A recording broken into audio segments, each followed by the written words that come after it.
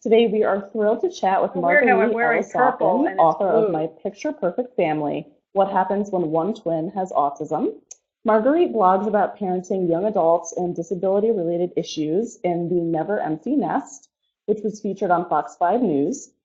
Her essays have also been published in several literary magazines. She's a Vassar graduate, and she was born and raised in New York City, where she still lives with her husband, Howard, in their mostly empty nest. And I just want to thank you again so much for joining us today, Marguerite. It's a pleasure to have you here. Yes. And we have the book, My Picture Perfect Family, right here.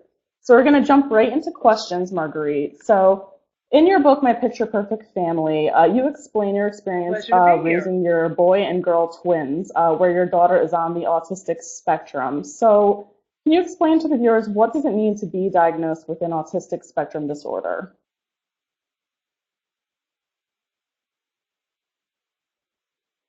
Hmm.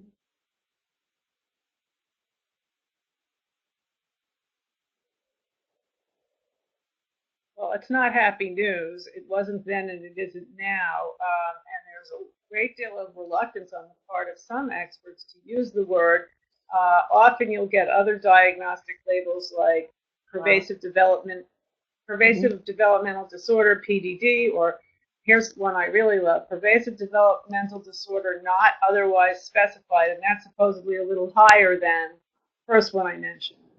Right. What it's like? It's scary, it's overwhelming, and particularly back then, it was lonely and isolating because people didn't talk about it or know about it, Hmm. and there were no And internet, there now, were no yeah, exactly. chat Now, rooms or how is support autism groups or determined autism for those who speaks. might And not know as far as that I are knew watching back today? then, nobody was doing research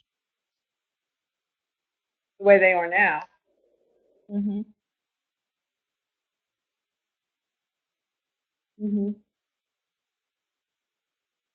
Well, usually, I mean, I'm not the one who does the diagnostic testing, but there are, a lack of shared communication on the part of a Hmm. toddler, slow language development, or what they call pragmatic language delays, where even if the child has words, like my daughter did, they don't use Hmm. it to like Yeah. share something like, look, mommy, the sky is blue, or what's that sound? And they point to the siren. That's called a shared Hmm. communication when toddlers.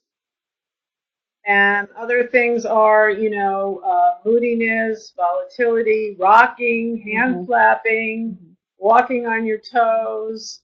Uh, Kids on the spectrum can have all of those things, none of those things. Oh, and lack of eye contact. That's a big one. Lack of eye contact. Yeah. So many of them have sensory defensiveness, flashing lights, loud noises, vacuum cleaners, scratchy clothing, tags in the clothing. Hmm. I mean, it's very And much an Samantha individual receives a thing. lot of treatments from different That's doctors, a range. programs, and That's a range schools. of symptoms Why do you think there's or so many various behaviors that you approaches to might see treating in a kid that autism would be in diagnosed children? with autism.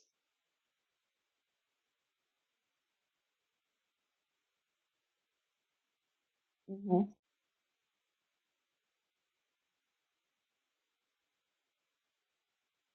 Because not one of them is a Yeah, across the exactly. board success that works with everybody.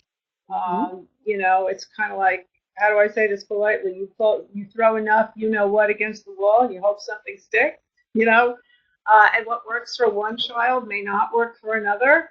I mean, and in the case of my daughter, lack of eye contact wasn't the same as lack of eye contact in somebody else, because it turned out she had something called Hmm. exotropia, a weak eye muscle, which it meant that she couldn't Yeah. see the world three Hmm. dimensionally. So if she looked at her Um, face, it didn't and make sense to this, her the way I it don't know how does this for could be you a and I short when we answer. I'm look at sure there's so faces. much about So if this. you're looking at What something that doesn't make misinformation is sense, out there maybe you don't about want the to look at it abilities and the so much. potential of children on the spectrum?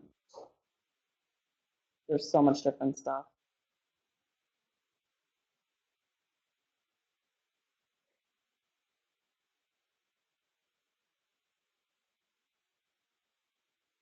Well, the misinformation, the first thing, to me, the most important piece of misinformation, which I'm hoping is starting to slowly dissipate, is the fact that Hmm. Just because they don't want eye contact or they have an aversion to touch or they scream and melt down easily, that doesn't mean they don't like people. They don't want relationships. They don't want love. They don't want connection. They don't want friendship.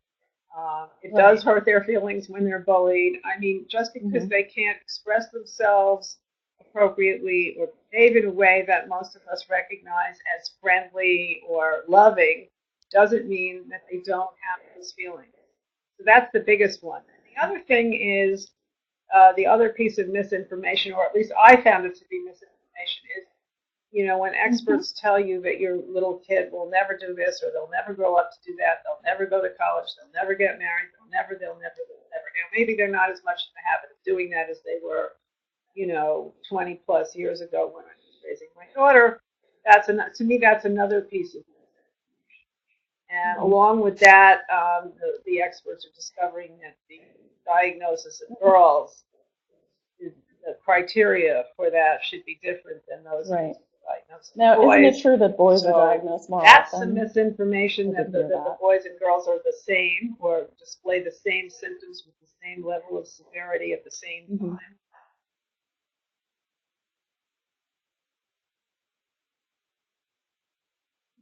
Yes, well, it's like the rest of the gender Exactly. bias in medicine. You have Hmm. uh, the way that you tell someone's having a heart attack are those are male symptoms. So when women have heart attacks, symptoms aren't picked up as quickly, so they're at greater risk for dying. Same is true for autism. The later you diagnose it, the less successful, the interventions and the treatments Hmm. generally are.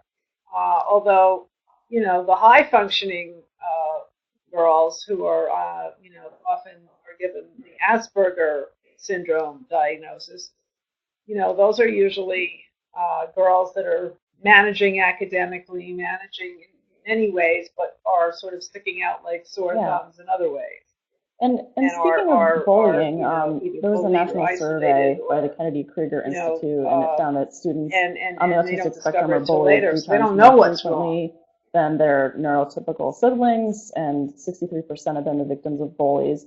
So, what kind of advice can parents, that have children on the autistic spectrum, yeah, how can they, protect their child and kind of educate their classmates to promote a greater understanding?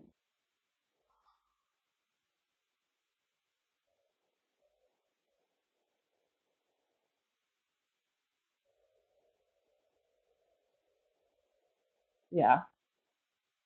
Well, I think the first thing that has to happen is that the child has to know that it's not okay for somebody to Hmm. say you're stupid, you're retarded, or to make fun of you for some other reason. A lot of times these kids, they're so embarrassed or they just don't know Hmm. what to say or they're used to, their friends, well, I say friends, if they have any friends, they're used to their family and their siblings who are nice to them and understand and have been taught not to do that. I think it's up to the schools, the teachers, uh, to educate the kids that everybody learns differently, everybody's different, and we all have to sort of accommodate to each other's needs and quirks and Hmm. treat each other with respect and kindness. And if that doesn't happen, then the child has to learn. Well, obviously, when they're little, it's harder, but when they get older, they have to Hmm. learn to advocate for themselves. I mean, there's this whole thing that they learn from their brothers and sisters, not to be a tattletale. So sometimes they're unwilling to speak up. Right. But and that was the case with my daughter when she was bullied. I had to look at her face and say, "You don't look happy and smiling today. What happened? It's, something Yeah. happened. Tell me. Don't be afraid." And usually, if I probed a little bit, I Hmm. would, you know, mom's intuition proved to be, sadly correct upon occasion. Or he'd say, "How come you're not talking to so and so anymore, or eating lunch with Right. this girl anymore?" Exactly. She told me she didn't want to be my friend anymore. She was moving on. If I didn't ask or if I didn't see that she was sad, I wouldn't have known. It's not bullying, but it's also not so Right. nice. Parents have to be aware of their kids. They have to ask the right questions. Yeah. With a kid on the spectrum, you probably have to be very Hmm. specific. Did something happen to them? Exactly. What's going on with Yeah. whoever the person is that kid is eating lunch with or hanging out with? Yeah, that's Okay, always the answer, specific, right?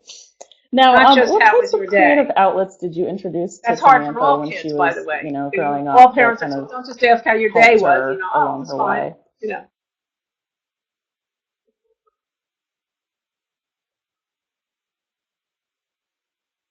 Hmm.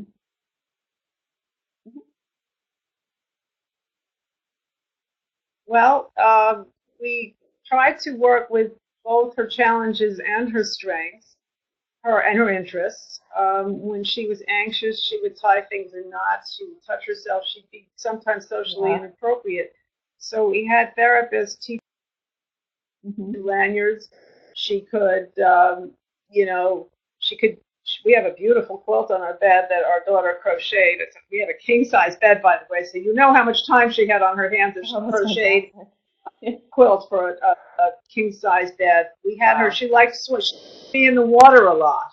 Hmm. She loved being in the water. So, I mean, she thought, I don't want to say she thought she was Jesus and thought she could walk across the ocean, but we quickly got her lots and lots of swimming lessons. We did not want her to drown. Hmm. And the swimming, I think the feeling of being in the water was, soothing. Yeah, absolutely. And then when she was 7, we discovered she had perfect pitch from a music teacher at her special ed school. Right. Hmm. And she, the first time we ever saw her sing Annie a cappella, she was like, I think 7 or 8, and there wasn't a dry eye in the house. And Hmm. a couple of years later, we started working on, singing voice lessons Right. and trying to give her opportunities to sing. Mhm. Can you tell us more about her singing and where it's taken her and, what she's currently up to in the singing department? Very cool. Sure, she went from singing Annie, she was 7 or 8, and when she was around 10, we gave her lessons at the Singers Forum with a wonderful teacher who unfortunately passed away named Phil Campanella. And she'd sing in Christmas musicals. She sang in different showcases, and then when she went to summer camp or in school, she'd always audition. She never got anything, and then into her 3rd year of college, while she was attending the JCC has a program for young adults for adults with developmental disabilities. Uh, One of the people who volunteered there, who was a film student at Columbia, and she was doing her thesis film on autism because Mm. she had about relationships, and she had auditioned 100 neurotypical actresses, and she met Samantha, and Samantha used to go all the time, so she invited Samantha to audition. And of course, Samantha is fearless, not self-conscious, not embarrassed, not afraid. Hmm. And if she gets rejected or somebody doesn't call her back, she just goes on to the next one, which is actually a very good MO for the Yeah. neurotypical aspiring actor. But anyway, as I said, she got cast in this film, Hmm. and it won all kinds of awards, and it was in film festivals, and then it was Keep the expanded change. into, Hmm. yes, Keep the Change was expanded into a full-length feature. She actually helped with the crowdfunding campaign and, Wow. answered Q&As and went to Hmm. little fundraising events. And as I said, and it's supposed to come out, we hope, in 2017. That's And it has fantastic. the original quick cast plus more. And she Hmm. gets to sing in this one, which she was something, the director, it's a very interesting film because the actors wrote some of their own dialogue. And Oh, in good. some ways, although she had the story and the theme, she allowed her actors to dictate some of what they did. In other words, my daughter made a big deal out of I want to sing, I want to sing. So now she sings like two different songs in the full length feature, which she's thrilled about. That's wonderful. And she's also since she wasn't able to find a job out of school, and since all of the government agencies that are supposedly in place to help people like my daughter, dare I say online, they failed miserably. Well, yes, I just did that. I dare. So I put her in a theater group called Dream Street for adults with disabilities, and it includes more than people with autism. There are some adults in there with Down syndrome and I guess some other issues. But it's a pretty talented group, and she's performing in cabarets. She's going to be in 2 plays in June, Wow. and it's run as so we're trying to find her a lot of outlets for her talents and her Yeah. interests, and she loves working. Also, sharing that with young children is something she enjoys. hmm And you mentioned that she did go on to college, and that's really inspiring, and graduated with honors and everything. Are there any programs available to help students on the autistic spectrum transition into college, or did you have trouble, on that end too? What was that like? Well, more and more of them are popping up, every year. So there Yeah. are more now than there were when I started. Um, my daughter's high school, Winston Prep, an excellent private school in New York that works with, a variety of disabilities. They have a transitional year or two for kids who either are not ready for college, can't go to college, might go to college. hmm There's also a new program called New Frontiers hmm that works with kids on independent living skills and the social and community piece, and also vocational. So that can hmm either be after college and before high school, after high school and before college, or else they have a new program starting up with helping young people who are just out of college to like hmm make that transition into the adult world, which so many millennials have trouble with, even if they don't have autism. Right. Exactly. Uh, so those are a few. hmm Now, there's a lot of controversy about vaccines, and parents of children living on the spectrum often blame this on vaccines, like a lot of different theories out there. What's your take on this, and how did having twins help mold your opinion? Well, for one thing, both of my twins had all of the appropriate vaccinations. They hmm had the vaccinations with the thimerosal, which was the preservative that supposedly helps to cause the autism. And I Right. mean, it's very unscientific on my part, but if you have two kids that are, given the same vaccinations and they both came from the same mom and they both have not identical DNA, similar DNA, and one develops autism and the other doesn't, yeah, I'm not so sure you can blame it on the vaccine. On the hmm other hand, and anecdotally, I don't feel like it had anything to do with my daughter's situation. I don't. She was already showing signs before all the vaccines were administered that she had issues. hmm Um, but there are different kinds of people on the spectrum who there are apparently toddlers and babies that are fine up till they're 18 or 20. And right around the time they get the vaccine, they suddenly lose all their skills.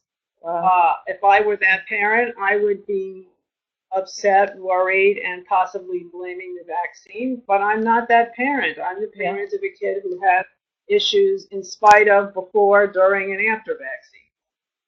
hmm So it's kind of, So, yeah. and maybe they have to do the vaccines differently, or use a different preservative, or space them out differently. That I don't know about. Maybe there's hmm some truth to it, but as I said, it didn't really affect my child. I don't think.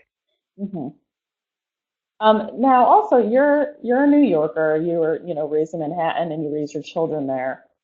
So, that's in the middle of a bustling city. What are the best strategies for children living on the spectrum and in like an overstimulating location? Did you, have to deal with that on a daily basis? Well, my daughter wasn't one of the ones that minded lights or hmm noise or crowds hmm particularly. hmm She had other issues. She didn't like one of our elevators. She only liked her favorite elevator. Now, my Yeah. building has 2 elevators, and they're slow enough as it is. And sometimes you're forced to take the one you don't like. And she was a crazy person on the elevator. You did not want to be on her not favorite elevator. You were not one of the lucky neighbors to get on the elevator that day. Yeah. Other things that she didn't like, if someone put ice in her soda, or just ice in a glass and put it down in front of her, she went bananas. Uh, you know, So there were things that were different about her. But I think the best way is to, depending, I guess, on the kind of child you have, is if you don't think they're going to like something, or if it's a little dicey, or if it departs from the rigid routine that a child is comfortable with, um, maybe you want to like prepare them for it and Mhm. make them feel comfortable with it, like sort of try it on for them or role play it a little. This is what's going to happen. It's going to be fun. It'll be a little different. You won't like this part, but you will like this part. Mhm. You know, it's like a trade-off. And that's Right. kind of how life is anyway. So it's a good way to approach it, I think. Yeah. Fantastic. Now, your book is so full of, incredible details, like what people are wearing, what they ate, what the weather was like that day. Just really amazing. When in your journey did you decide to write the book, and were you journaling kind of through this process? Did you just remember things so vividly? What was the whole writing process like? Well, I think that many of the flashbacks, if you read the book, or even some of the book, are pretty vivid because they're pretty unusual. They're not forgettable. You don't forget it when Yeah. you're like on a weekend and your child decides to throw silverware out the window. That's not something you're going to forget. You're probably going to remember whether it was winter or summer. The other thing that helped me remember, things like clothing and the temperature and so forth was, my husband loved to take all these family pictures. We have loads and loads of them. So all I had to do was look at a picture from Hmm. that point in time, and I knew what clothing my daughter or son were wearing, the expressions on their Right. face, whether we were on vacation or whether it was graduation or just a restaurant on a holiday. So that helped. And then, as my mom says, I have an elephant's memory, especially for visual details. Hmm. That's So, amazing. and having wanted always to write, I remembered all the lessons about show don't tell, and wanting to set. Hmm. Oh, you just broke up a second. Hang on 1 minute. The internet is. Oh, you're back. Hi. Can you hear me? Hey, Marguerite, can you hear me? Hello? Well, I certainly don't. Can you hear me? Let's see. The internet is not in our favor at the moment, so just hang tight, friends. Can you hear me? So we have a couple other questions to go before we say goodbye, which I can send through manually. So just hang on 1 moment.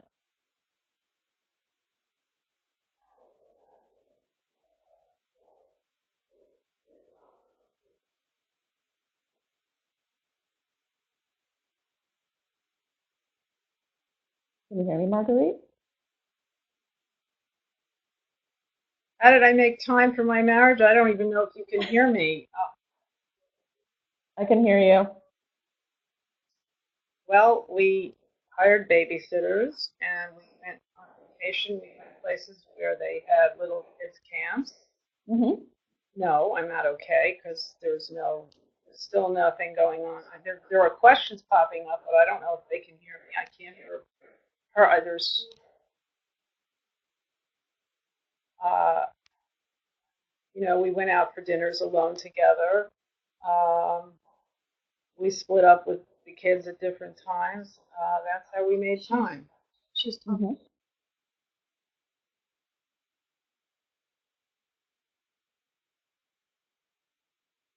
I can hear you just fine.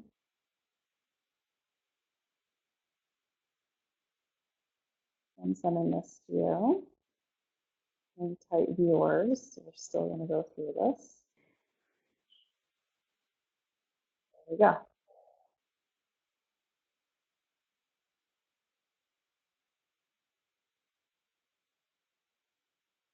New question. What were some of Saying, the biggest breakthroughs what that were you've some of had the? with Samantha? Uh, Oh, I just lost her for a moment. I don't know She's what to coming do. back. Can you hear me now? No, Amanda's still frozen. Can you hear me?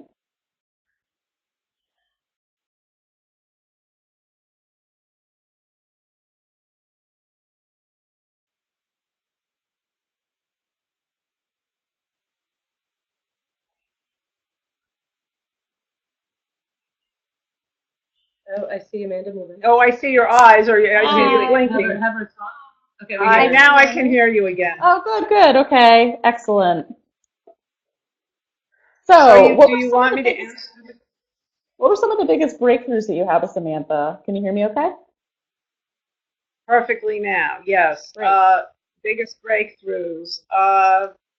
Well, when she at her biggest breakthroughs, I seem to remember, were around the time that she was 12 and she started with her B'nai Mitzvah. She became across the boards much more reasonable, and had a little more lead time before the meltdown, so you could talk to her about, you know, like try to slow her down before she started. And she also loved the idea, I think, of becoming, going to the B'nai Mitzvah with her brother, learning all the Hebrew, and having a party and being the center of attention and all of that. Um, and that was a major breakthrough. And those breakthroughs, her ability to have greater self-control and behave more appropriately for longer periods of time, was what helped me get her into a much better school when she was going into 8th grade. Um, there was no one breakthrough moment. I mean, I do remember going and visiting Dr. Greenspan, Stanley Greenspan, and as many people who have kids with autism who know Dr. Greenspan, you be directed, you get on the floor with your child and have to play with your child in a way that where your child would sort of take the lead, kind of like your kid was the director of the play. And he was great at it. I don't know that us parents were so good at it, but I do remember different points at which she would do something she hadn't done like several months ago. Like last time she came, she couldn't answer a why question. The last time she went off topic a lot. This time she was able to stay on topic or close circles, stay on the topic of the conversation, going with it a little bit longer. So there were tiny breakthroughs, there were bigger breakthroughs. Obviously, getting into a better school, being able to go to college, all of those things were huge. Mm-hmm. Absolutely.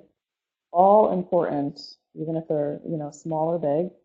Now, Samantha and her brother, what kind of relationship did they have growing up? Because, it must be interesting raising a child on the autistic spectrum and then, having another twin. Did they have a close relationship? Was there like a deep connection?